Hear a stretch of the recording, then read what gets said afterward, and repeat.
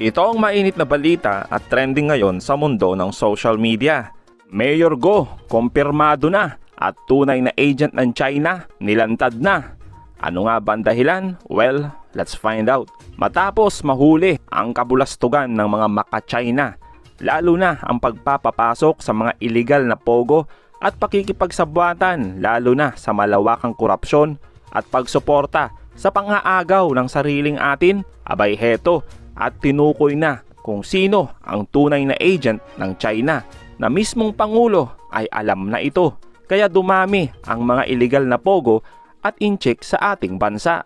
No one is above the law. Kung akala ni Duterte habang buhay above the law siya, na nakakamatay siya ng tao, di siya makahabol, well, ngayon, ito, andyan lahat ang ebidensya.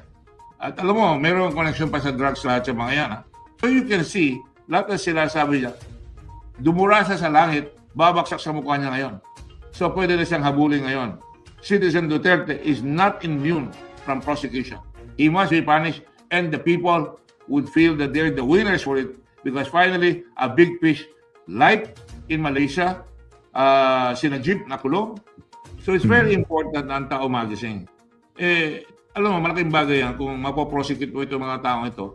Talagang kinrokis tayo ng Chinese syndicates na makapasok dito. Hindi ako magtataka na kasama ang gobyerno dyan because nung pumasok na si Duterte, kasama niya na si Michael Yang, doon nagkaroon ng pivot. At makita mo nung isang araw, nakita ko in interview si Justice Carbio na kaklase ko rin. Ang sabi niya, Duterte is an agent of China. Maraming kasalanan itong administrasyon na ito nakaraan. Pero huwag na tayo maghanap. Ito lang, huling-huli na sila dito sa pandemic. Buwelta naman ng mga Duterte, dapat tumahimik na lang itong si Gordon dahil laos na ito. At wag nang magngaw-ngaw dahil hindi na ito makakabalik sa politika. Sa kaugnay na balita, nagbigay ng puntos itong si Senador Gatchalian sa kanilang naging executive session tungkol dito kay Mayor Go na siya ay sangkot sa matinding sindikato. Ang napag-usapan namin doon na pwede kong i-share dahil executive session to, hindi namin pwedeng ibigay yung detalye pero pwede namin magbigay ng broad, yung pinakamalawak na summary. Unang-una, dahil ito lahat ng ehensya na may kinalaman sa enforcement, no? Nandoon ang intelligence agencies, nandoon yung enforcement tulad ng PNP, NBI, nandoon rin yung PAOK, of course, no? Siya kasi ang leader ngayon pagdating sa mga pogo raids at iba pang ahensya. So ang unang napag-usapan at unang punto na matagal namin pinag-usapan doon ay itong pogo, ang galamay niya ay lumalalim na at lumalawak na. At maraming mga enforcement agencies, mga politiko, at itong nakakatakot, pati yung mga local crime syndicates natin, nakikipagtrabaho na sila sa mga local crime syndicates. So meron sila mga foreign to, no? Karamihan to, mga Chinese, mga sindikato to, at meron na silang connection ngayon sa mga local na sindikato. Ako kinakabahan ako at kinalabutan ako nung narinig ko ito dahil ibig sabihin lumalalim at lumalalim na itong galamay ng pogo. Ito yung kinakatakutan natin na lumaki at lumawak at lumawak. Pangalawa, na itong si Alice Go merong ebidensya na konektado siya sa pogo. No? At klaro 'yun. Hindi ko lang mabigay yung detalye, no, dahil nga executive session to. At kaya kampante ang ating mga enforcement agencies na itong si Alice Go ay tawag ko nga enabler. No, naging enabler siya ng pogo at pagpasok nitong pogo dito sa ating bansa. At merong ebidensya ang ating mga enforcement agencies pagdating dyan. At sumasang-ayon rin ang ating mga enforcement agencies na patigilin na itong pogo. At rinekomenda namin sa national security agencies na irekomenda na sa presidente dahil ang presidente ang chairman ng National Security Council na ibad na ang pogo sa madaling panahon dahil nga pag lumalim na ang ugat nito, napakahirap na bunutin sa ating bansa. At ang NSC, yung kanilang representative na pumunta, sumasang-ayon rin na itong pogo na ito ay walang mabuting idinudulot sa ating bansa. So ito in summary, no, ito yung tatlong napag-usapan namin sa executive session. Pinabandera ngayon ng mga pogo at PAGCOR, no, dahil PAGCOR ang regulator ng mga pogo, ay yung kita na nakukuha ng PAGCOR dito sa mga pogo. Sinabi rin kahapon na kumikita ang PAGCOR pagdating sa mga pogo. Pero yung kita, kumbaga, isang ano lang yan isang larawan lang yun Pag titignan mo yung buong larawan ng pogo, katakot-takot na krimen ang nangyayari sa mga pogo. Pagdating naman po dun kay suspended Mayor Alice Guo, dun po ba sa mga information na nag-gather nyo yesterday, na-establish po ba yung kanyang connection dun sa niraid na Pogo Hub sa Banbandarlac? Again, without going into the details, pero lumalabas na mayroong konkretong ebidensya na may link siya sa mga criminal syndicates na nag-organize nitong Pogo sa Bamban. So meron siyang link dito sa mga organized crime. At in fact, meron ding mga information na siya mismo gumagalaw para magkaroon ng connection sa iba't ibang mga ahensya. Again, hindi ko na madidetalye, pero base sa briefing namin kahapon sa executive session, siya mismo may active participation na mabuo yung kanyang connection sa iba't ibang ahensya. So mahirapan ba si Mayor Guo sa sinasabi niya na patutunayan niya na inosente siya at lilinisin niya yung kanyang pangalan on this matter? Karapatan niya yun, na patunayan na inosente siya. Pero para sa akin, malinaw kasi yung mga dokumento, Sally. Yung letter of no objection, nakapangalan sa kanya. Yung application ng Hongsheng, nakapangalan sa kanya. Yung building permit, siya ang applicant. Lahat ng mga iba't ibang permit, siya yung applicant. Yung Baofulan, siya yung may-ari. So lahat ng dokumento nakaturo sa kanya. No? At yung Baofulan, binuo para isa lang naman ang objective ng Baofulan. Binuo yan para makapasok itong Pogo sa Bamban.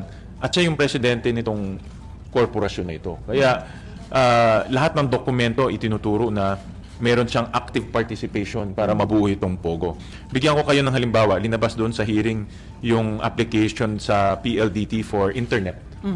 Yung application na yun, siya ang nakapangalan doon. So, ibig sabihin, itong internet kasi mag-apply ka para sa Pogo No, hindi to nakita ko yung bill 120,000 per month kasi nga high capacity line, tawag nila lease line. Hindi ito yung pangbahay na application. Ito yung application niya para sa Pogo facility. So, ang punto ko doon, meron siyang active participation para mabuo yung Pogo. Hindi lang siya representative, kundi active siya nag-apply sa PLDT para mabuo yung Pogo. So, hindi natin matatanggal yung ebidensyang yun. So, dahil nga kiniklaim na innocent daw siya, ngayon po nag-file ng motion for reconsideration sa Office of the Ombudsman, yung abogado ni Mayor Guo, para daw i-lift yung preventive suspension issued by the Office of the Ombudsman. So, tingin nyo, hindi ito mapagbibigay? Delikado yan. Delikado na ma-lift yung preventive suspension dahil gusto natin pati yung mga nagtatrabaho sa municipal hall ng Banban magsalita. Siyempre, kung mayor ka, matatakot yung mga nagtatrabaho doon na magsalita. At gusto natin patawagin rin yung mga ibang nagtatrabaho doon para ibigay yung impormasyon sa atin kung ano yung kanilang nalalaman, ano yung kanilang nakikita at sino nag-uutos sa kanila. Pag nandyan siya, obviously, pwede niyang impluensyahan niya. Kaya importante na patuloy yung kanyang preventive suspension habang nag-iimbestiga yung mga enforcement agencies. Senate, kasama na doon ng Senado, kasama na ibang mga ahensya. So, you're hoping na hindi... I'm hoping. I'm very confident na hindi mag-grant yan. Nabasa ko yung order ng Ombudsman at yung petition ng DILG at matibay yung petition ng DILG. So, I'm very confident hindi mag-grant. Pero, having said that, gusto ko lang ipaliwanag na pag malif yung suspension na yan, may impluensyahan yung mga taong nagtatrabaho doon. So, importante yung mga nagtatrabaho doon ay makapagsalita sila ng malaya. Ngayon po ba, sir, may po kayo natakot magsalita? Yung mga... Natural tendency yan ng mga employees sa City Hall or sa Municipal Hall. Kung andyan si Mayor, talagang mag-iingat sila magsalita. Sir, sinabi ni Mayor Guo na handa siya magpa-DNA test only if her recognized birth mother, yung kanilang family na former helper ang magsasurface. Handa daw siya na magpa-DNA test.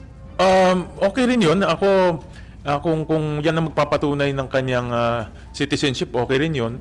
Pero sa mga narinig ko at sa mga impormasyon na aking nakalap, na itong si Wen Yi, ang pinapakilala niya na biological mother niya.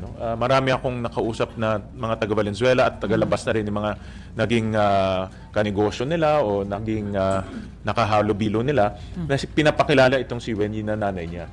Yun ang narinig kong information. Kaya ang aking hamon sa kanya at kay Wendy, magpa-DNA test sila ng transparent.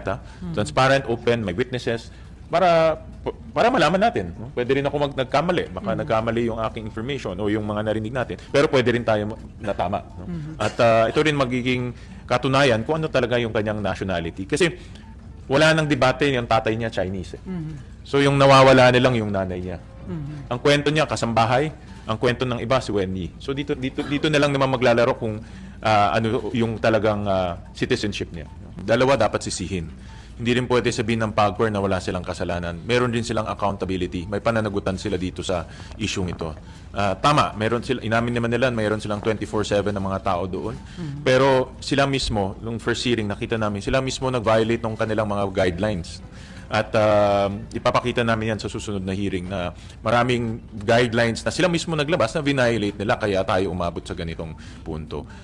Pero sa kabilang banda, hindi rin natin pwedeng ialis na nasabi ko nga, si Mayor Go ay nasa gitna itong Pogo company na nag-apply sa Bamban, itong Hongsheng. Yung pangalan niya, andun lahat sa mga dokumento, so hindi natin pwedeng